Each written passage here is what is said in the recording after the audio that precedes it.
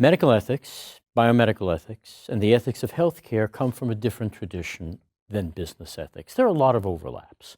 But in the first phase of medical ethics, maybe about 5th century BCE, physicians and philosophers were primarily concerned with oaths, codes of behavior, and the elements of professionalism. So everybody knows about the Hippocratic Oath, which in some modified form is still administered today. For reasons associated with the development of professionalism among physicians and their wish to distinguish themselves from other types of healers, bone setters, midwives, barber surgeons, oaths were invested with tremendous importance.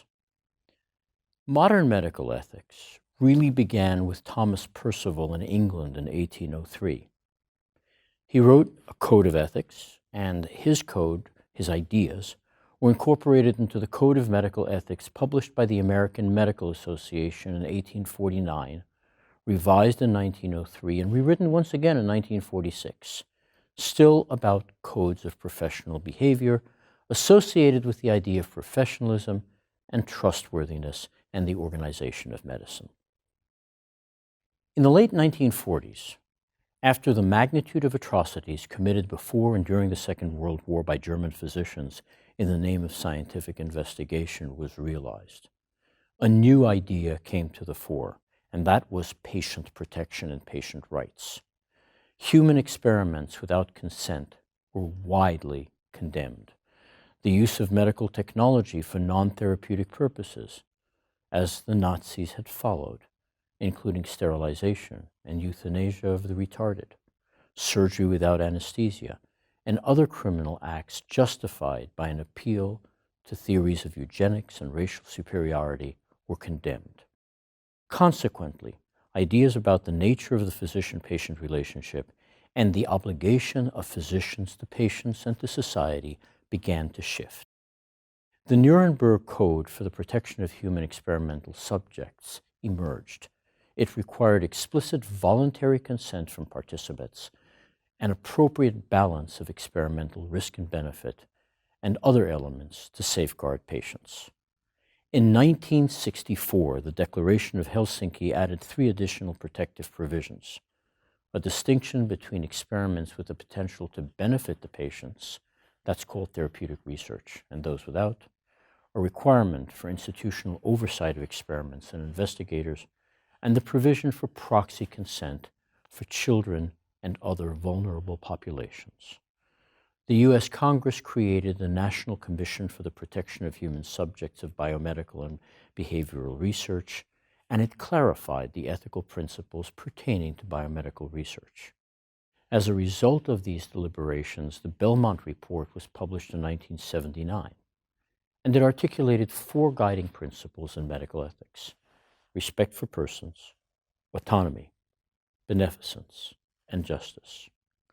Later, these principles were slightly modified at the Kennedy Institutes of Ethics at Georgetown University to autonomy, beneficence, non-maleficence, and justice.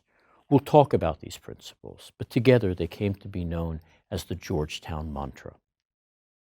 During this period, the traditional paternalistic approach to patient care and human experimentation that had characterized the physician-patient relationship for centuries changed irreversibly.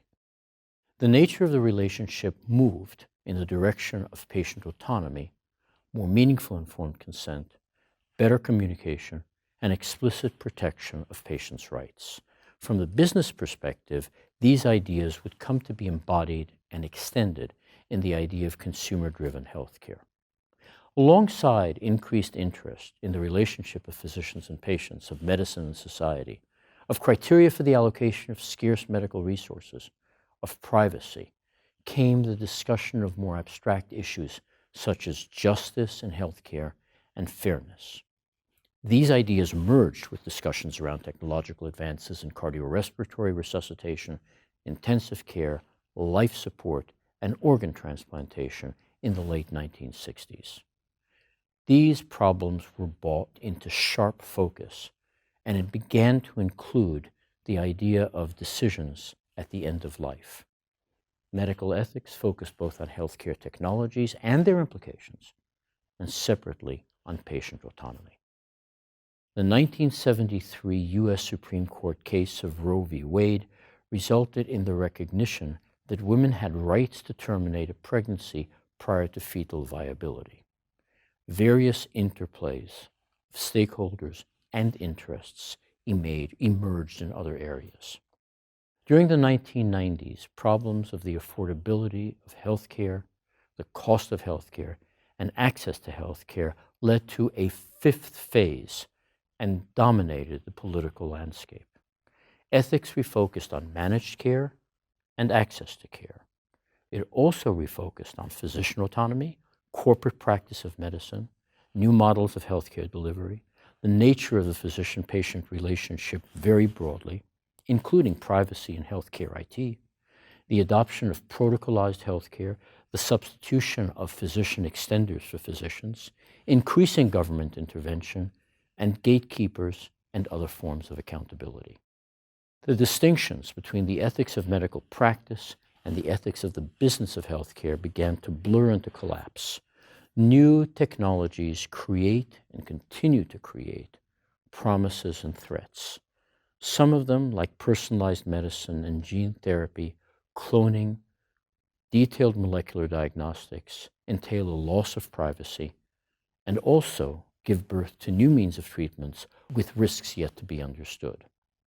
We are in a new stage now, I would argue. The current stage has issues that bridge the surgeon's office, the laboratory, the clinic, the hospital, and the boardroom. We have problems preserving confidentiality and preserving patient privacy. It is highly likely that new debates will emerge, perhaps debates that we cannot yet imagine. Will the scope and scale of the problem alone drive new debates? Probably. What is the fundamental question?